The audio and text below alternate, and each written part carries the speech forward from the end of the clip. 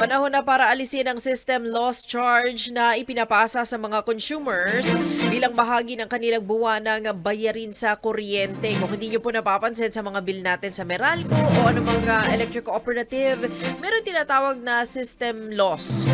O yung mga nasasayang syempre dumadaan yan sa mga kawad ng kuryente, bago makarating sa mga bahay natin, merong systems loss na tinatawag. Yung mga naaaksaya na sasayang, hindi naman 100% ang ibinuga. Di ba? Halimbawa, 100% ang ibinuga, hindi naman 100% din nating nakukuha yan. Depleted na yan. Yun yung tinatawag na system loss. Sa kanyang ikalimang statement at Osona State of the Nation address, hiniling ng Pangulo sa Kongreso na agad na amyendahan ang Electric Power Industry Reform Act o yung IPIRA Law upang ipagbawal na ang paniningil ng system loss charge kabilang ang Value Added Tax o VAT na ipinapataw dito. Ayon kay Pangulong Marcos, hindi kasalanan ng mga consumers kung bakit nagkaroon ng system loss kaya hindi makatarungan sila o tayong lahat ang nagbabayad dito. Kasabay niyan, hiniling din ng Pangulo na agarang pagtibayin ng sariling Kuryente Act.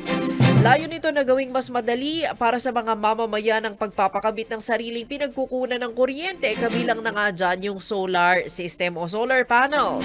Aking palagay, panahon na para tanggalin na natin ang systems loss na pinapasa sa consumer.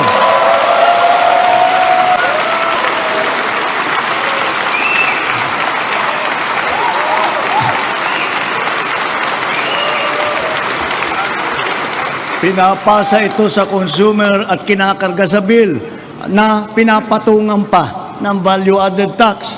Hindi naman kasalanan ng consumer kung bakit nagkaroon ng systems loss.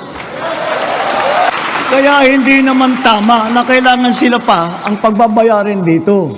Therefore, we, the people, we demand for the immediate amendment of the IPIRA and to prohibit charging systems loss against consumers, including the value-added tax thereon.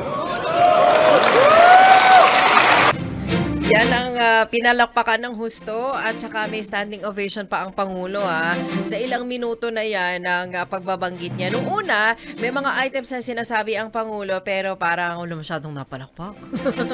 Wala masyadong nagre-react. Sa telebisyon, sa social media, may mga naka-live na broadcast ng